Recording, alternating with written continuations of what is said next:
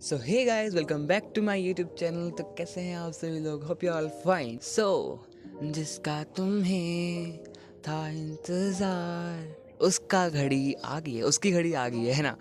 आप लोग चाहते थे कि मैं आपको अपनी 10th की जर्नी बताऊं, बट मेरे को थोड़े बाद में दिमाग में, मेरे भेजे में बाद में ये बात घुसी कि 10th जर्नी तब बताऊंगा जब 10th ख़त्म होगी। मेरे फाइनल एग्ज़ाम्स 13 को हैं एंड मैं कैसे अपनी जर्नी उससे पहले बता दूं। उसके बाद थी, आपने मेरे को बोला था कि आप हमें बताओ अपने प्री बोर्ड के रिजल्ट्स। हाँ, आपसे बोल रहे होंगे गाइस कि कैसा बच्चा है ये इसके फाइनल एग्ज़ाम आने वाले हैं एंड ये अब प्री बोर्ड के मार्क्स बता रहा है।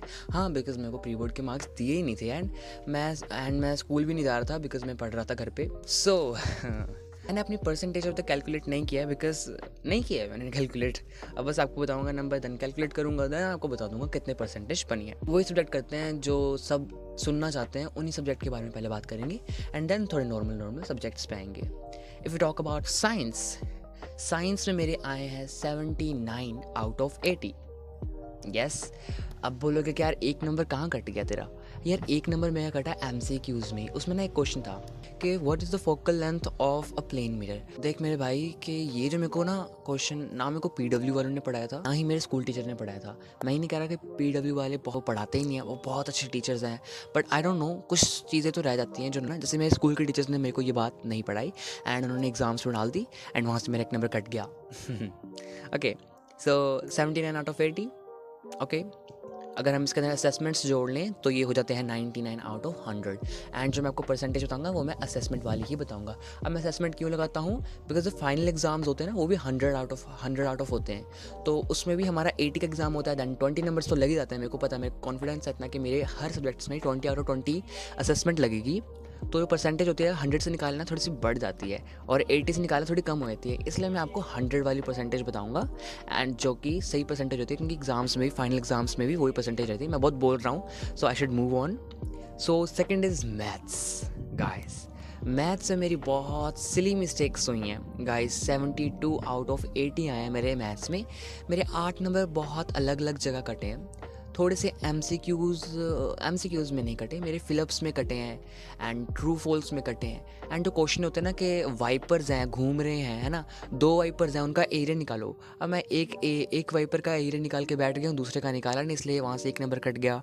ऐसे करते करते बहुत सिली मिस्टेक्स थी मेरे मैथ्स में एंड 72 आ गए। I am not happy with this number because मेरे पिछले क्लासेस में तो मेरे भाई 100 आउट ऑफ 100 भी आए हैं मैथ्स में and I am not feeling good about this marks. But हाँ, मुझे पता लग गया कि मैंने क्या क्या गलतियाँ की थी, है ना, किस वजह से मेरे 72 आए थे एंड वो गलतियाँ मैं रिपीट नहीं करूँगा एंड फाइनल में ना 100 आउट ऑफ 100 लेने की कोशिश करूँगा।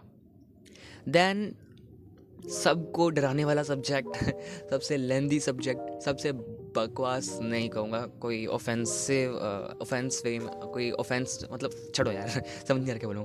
तो सबसे मतलब जो मेरे को बहुत बोरिंग सब्जेक्ट लगता है इज़ SST।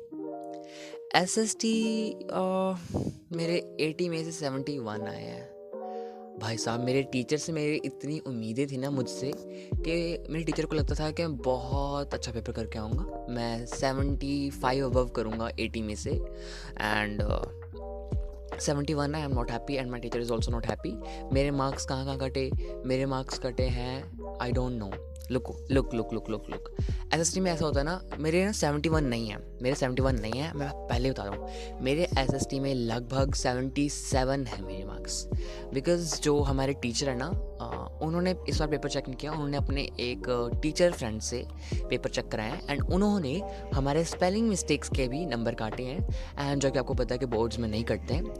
अराउंड 77 मेरे नंबर 80 में से।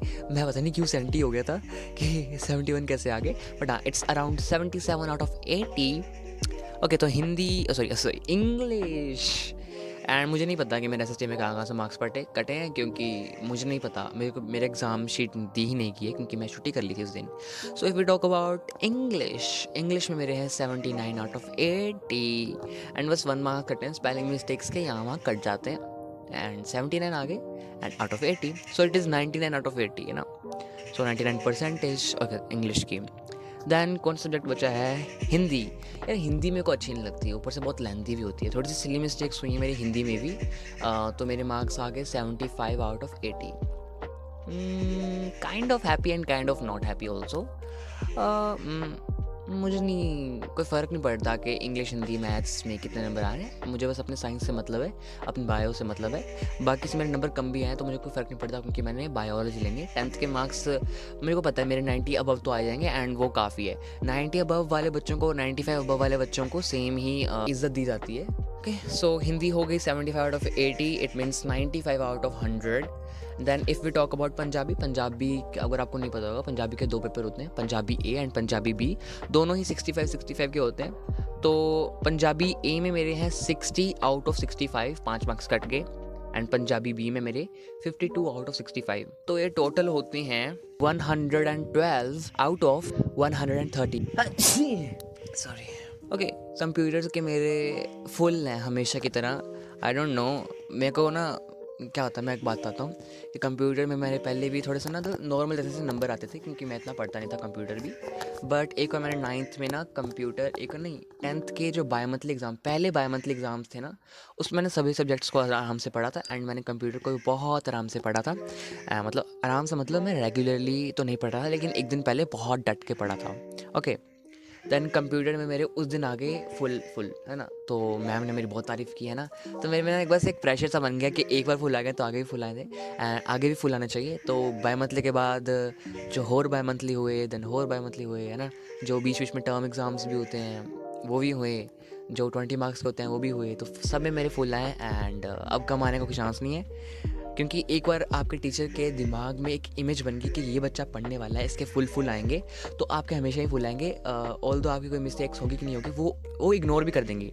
इसलिए कह रहा हूँ कि अगर आपको बाय मंथली में अच्छे मार्क्स लाने हैं ना, या फिर आपके टर्म 1 में, टर्म 2 में अच्छे मार्क्स लाने हैं, फिर प्री बोर्ड में अच्छे मार्क्स लाने हैं, तो बस अपने टीचर्स के मन में ना ऐसी इमेज बना दो कि उन्हें लगे कि बच्चा पढ़ने वाला है, तो उनको बस टिक के मारनी हो, उनको थोड़ा बहुत चेक करना ना हो, है ना। थोड़ा बहुत चेक करते हैं, पहले तो मेन लाइन चेक करते हैं, उसके देख के नंबर दे देते हैं, टिक मारते हैं।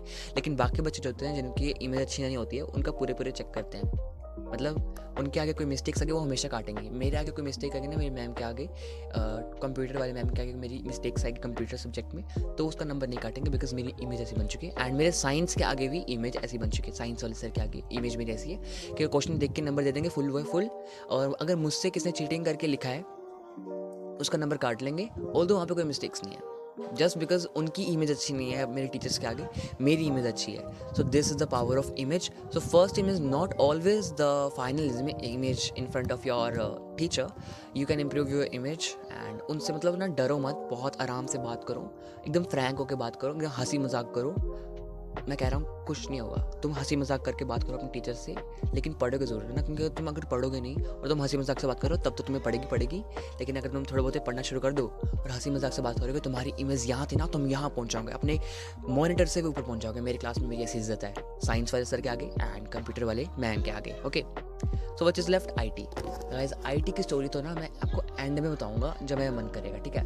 IT के बारे में ना अभी आपको बात नहीं बताना चाहता, ना ही मैं IT वाले मैम के बारे में कुछ कहना चाहता हूँ, आपको बताऊंगा एंड में, क्योंकि मुझे ना बहुत फ्रस्ट्रेशन है उनके ऊपर। I don't know, I am very frustrated upon them. So IT के मेरे मार्क्स आए 38 आउट ऑफ 80। सो मैं नहीं बताना चाहता क्योंकि मेरे को मिले नहीं है कि क्या नंबर कटे हैं। ओके, सो अब मैं फटाफट इसकी परसेंटेज निकालता हूँ एंड चेक करता हूँ कि प्लीज़ भगवान ये ना मेरे कैमरे ने ब्लर ना कर दिया हो, क्योंकि मैं ना मर जाऊँगा, क्योंकि पहले भी ऐसा हुआ है और मैंने इतना लंबा भाषण दे दिया, मैं दोबारा देना नहीं चाहता। सो फटाफट से परसेंटेज निकालता हूँ, चेक करता हूँ कि वीडियो अच्छी बनी कि नहीं बनी, क्योंकि मैं अकेला ही वीडियो शूट करता हूँ, अकेला रिकॉर्ड करता हूँ and all the things. So guys, मैंने अपने मार्क्स निकाल लिए हैं एंड मेरे मार्क्स जो हैं परसेंटेज तो थोड़े से डिसअपॉइंटिंग है। बट मुझे पता है कि जो बोर्ड एग्ज़ाम होते हैं उनकी थोड़ी लूज चेकिंग होती है, एंड जो हमारे स्कूल्स में एग्ज़ाम होते हैं उनकी बहुत स्ट्रिक्ट चेकिंग होती है। बिकॉज बोर्ड एग्ज़ाम में टीचर्स देखो कितने कम होते हैं, एंड उन्हें एक दिन में 600-700 पेपर्स जो होते हैं चेक करने पड़ते हैं, एंड हमारे स्कूल में बहुत कम करने पड़ते हैं। एंड हमारे स्कूल में ऑब्वियसली वो कोई मार्क्स छोड़ते नहीं है, सारे मार्क्स कटिंग करनी है उन्होंने, मतलब सारे मार्क्स उन्होंने कट करने हैं जो हो सकते हैं। लेकिन बोर्ड्स में ऐसा नहीं होता, तो I expect 95 above in my boards. So my marks are 592 out of 630। मतलब हमेशा ही मेरे 590 के आसपास ही मार्क्स आते हैं, कभी 590 से नीचे गए नहीं है, 590 से हमेशा ऊपर ही आते हैं। मेरे 9th में भी इतने थे, लगभग 8th में भी इतने थे, एंड 10th में भी इतने आ रहे हैं। थोड़े से एनालिसिस करनी पड़ेगी क्योंकि मेरे मार्क्स कहाँ घट रहा है, आपको पता है मेरे मार्क्स कट, तो हाँ मैं परसेंटेज बताना तो भूल ही गया।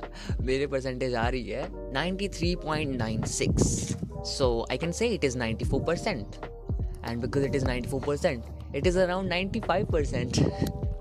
नो इट्स करीब करीब तो 95% है ही है ना, तो आई वुड आई क्राई और I would I be sad because I have only attain 93.96। भाई मैं कभी नंबरों के पीछे भागता नहीं हूँ, मेरे नंबर बस आ जाता है क्योंकि मेरे पास नॉलेज है, मैं बस नॉलेज के पीछे भागता हूँ, मेरे को नंबर से लिटरली कोई मतलब नहीं पड़ता। लेकिन हाँ थोड़ी सी खुशी मिलती है अगर 95 अबव आ जाए। भाई पहले तो मेरे को 90 अबव से खुशी मिलती थी, अब मेरे को 95 अबव से खुशी मिलती है। हाँ कभी कभार 100% से भी खुशी मिल जाएगी, बट कोई बात नहीं, इतने नंबर है, मैं I am happy with that number. मेरे वीक सब्जेक्ट है पंजाबी।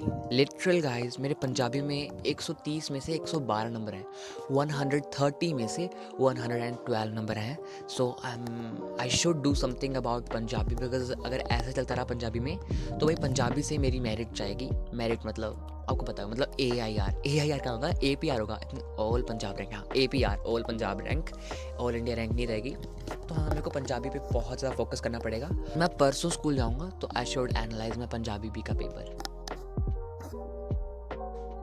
सो I have to do that. ऐसा सब्जेक्ट मेरा इतना वीक हो कैसे सकता है, क्योंकि one of the most powerful सबसे आसान सब्जेक्ट में से है। पंजाब में रहकर पंजाबी में सबसे कम नंबर आ रहा है, it's very shameful thing for me. Hindi है मेरे भाई, हिंदी का मेरे को पता है मेरे स्पेलिंग मिस्टेक्स हुए थे, ज़्यादा कुछ हो नहीं सकता। साइंस में मुझे इलेक्ट्रिसिटी के ऊपर फोकस करना है क्योंकि उसी से I think I am weak at electricity and magnetic field, बाकी मेरे बहुत अच्छे चल रहे हैं। SST में बहुत अच्छा हूँ यार। SST में मेरे को सिविक्स बहुत करने लगती है, I have to focus on that. बाकी मेरे नंबर तो अच्छे हैं ही हैं एंड आई एम डन। बस मैं और क्या कहूँ, मुझे समझ नहीं आ रहा है। एंड हाँ आपको जो मेरी 10th की जर्नी चाहिए वो भी मिल जाएगी, मेरी चाइल्डहुड से जर्नी चाहिए वो भी मिल जाएगी। बिकॉज मैं चाइल्डहुड की जर्नी इसलिए बता रहा हूँ, मैं चाइल्डहुड में बहुत डफर था। एंड अगर मेरे आज 94-95 आ रहे हैं उसके पीछे का रीज़न क्या है, सो उसके लिए please on my channel and subscribe to my channel. बाकी बाय बाय।